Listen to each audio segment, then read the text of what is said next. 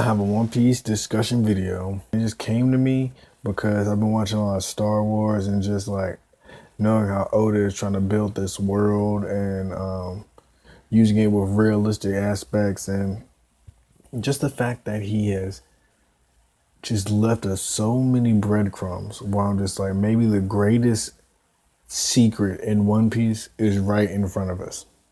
So let me just jump right in. I believe that I'm Imu Sama is a mythical Zoan type, golden Dendemushi. Dendemushis are animals in the One Piece world. They're natural animals, and they're snails that are able to communicate telepathically over radio waves. And the first time we really hear about this is during, I think, the Water 7 arc, when they're jumping across islands and they're trying to get the word out. Or maybe it was Marineford. I can look that up, but basically, they're snails that can talk with telepathic abilities. And I was just thinking, okay, if with Zoan devil fruit types, if they have the ability to communicate with the animal that their devil fruit is based off of, and also if they're able to manipulate that devil fruit, wouldn't it make sense to have the animal that you can control in the hands of every lieutenant, soldier, person in the world that you have the power to manipulate? So if that ability gives you the power as that snail, you're able to be a telepath as well as communicate to the other snails, and just with mind powers in general, how you can jump inside the mind of that snail, or with video transponder snails, see what they see.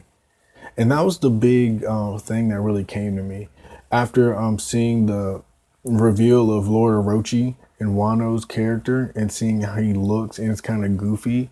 I was just thinking, okay, when it comes to these leaders in One Piece, like the ones that are secret behind the scenes, Oda is going to make them look a little bit more cartoonish, because One Piece is a surrealist fantasy at the very beginning of the day. It's all going to be about taking your perception and flipping it on its head and making it where it's not what you thought it was, or it's not what it seems. We see these creatures everywhere and we still don't really understand them. We understand the Dendemushi's ability, how they work and function, almost as much as we understand devil fruit. It's hockey. Hockey has has a part to play in this, because I feel like Imu Sama is also, if it's either due to their own nature, as in like their birth, or if it's because of a secondary factor because of their devil fruit, they have awakened conquerors, armament, and observation hockey, and they fully mastered it without training. But I'm gonna get to that at the end. So, the Golden Dendemushi, the reason why I'm seeing it is, one is Sengoku's devil fruit of the Golden Buddha is very, very, very interesting to me because it's very specific, and it's the only one other than the film Gold character who we've seen a golden devil fruit. And just the color of gold, and just how with like the Marines, they have like that gold band within a lot of their work. It's like, okay, gold, godly, purification. And why film gold? Why did Oda spend so much time to just show us the importance of gold in the One Piece world? Not just because it's a pirate aspect. The gold Dendemushi, when it's pressed, you don't speak to it. It's a one-hit button that calls for the Buster Call. And when that happens, then it is transported to the Silver Dendemushi. And the Silver Dendemushi, oddly enough, is similar to an old white man with a beard and a mustache and a beard, where it has a silver shell. And that beard, I think that Silver Dendemushi goes to the office of the Gorosei. And the gold goes to Imu Sama, because the gold Dendemushi is what gives you the power to destroy an island, which will give you the power of a god. You see what I'm saying? Like, that gives you the ability to do whatever you want on that island, which Imu Sama is probably the only person in the One Piece world that should have that type of power. So there's a few stories that I kind of looked up, and as far as legends that I think people should check out. Um, Graham Base, and I'm probably saying his name wrong. I'm gonna put the link. I'm gonna put everything up right here and the link down below. He has a story called the Golden Snail, and or the Legend of the Golden Snail. And one of the taglines of the story is the golden snail that lies at the end of the earth. And the story is about this young man who goes on a trip out to sea. He has his own sailboat and he goes to different islands. And throughout the islands, he meets friends, he meets people that need to be saved. And along with him saving them, it leads him to the last island where the golden snail, and the golden snail is actually a prisoner. It's actually a slave that's been kept. I think it's like a witch master or something who has been using the golden snail as a slave. And once the boy frees him, they go on a great adventure together. And that's kind of like the story. It's like a children's story. So I don't believe that Imusama is going to be the last villain of One Piece. At this point, I think they're a character that needs to be implemented for the One Piece to be resurrected or accomplished or whatever. In my theory, I believe that One Piece will not be found if One Piece is actually supposed to be like one piece, like solidarity.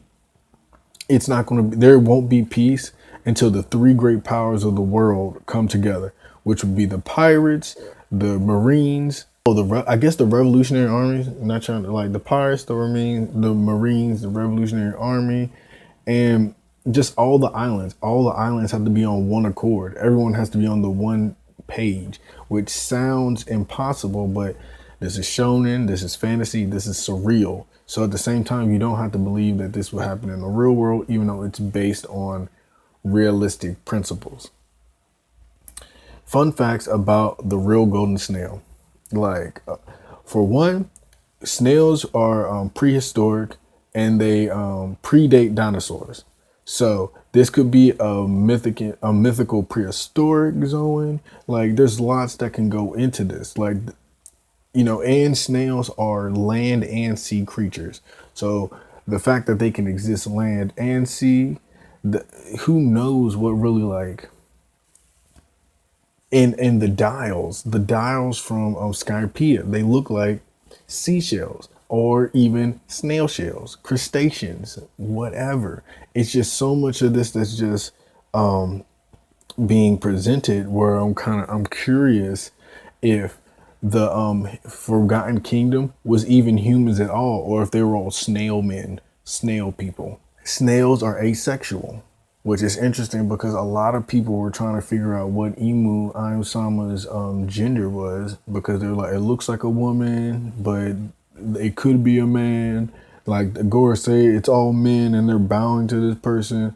But if there's supposed to be a characteristic of God, it kind of makes more sense for it to be non-gendered, because then they would be, it would uphold that position a lot better. Right.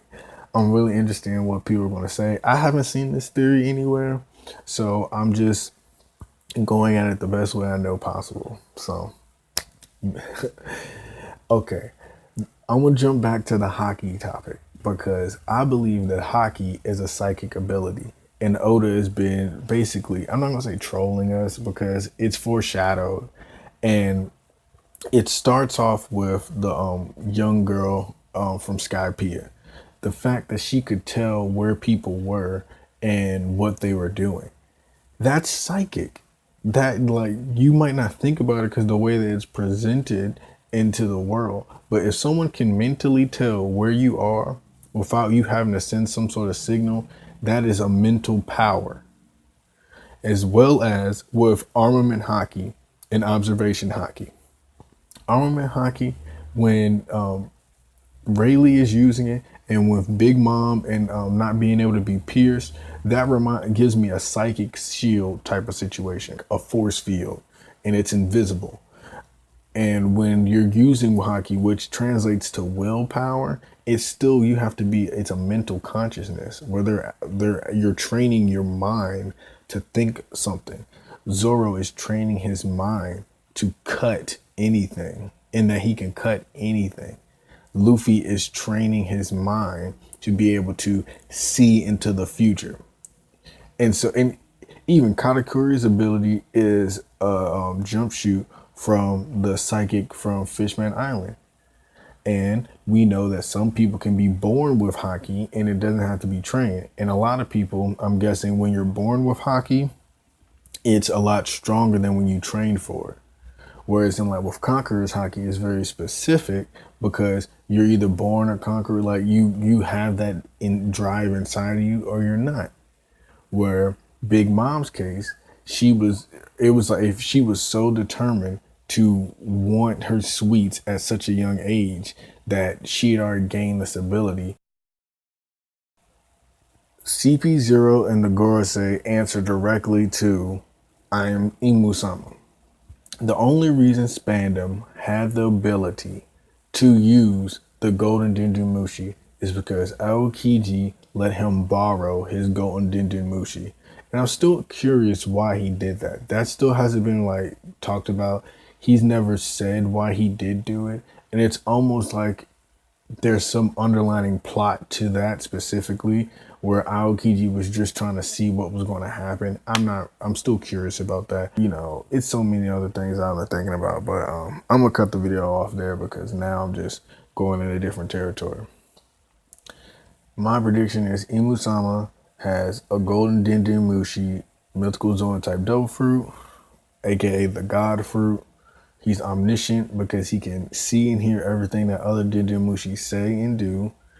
And he's not going to be a fighter type of character, but due to his devil fruit or just being the strongest of the strong, he will have mastered all Conqueror's armament and observation haki, but he won't know how to use it the same way as a real warrior would. Okay, thank you guys.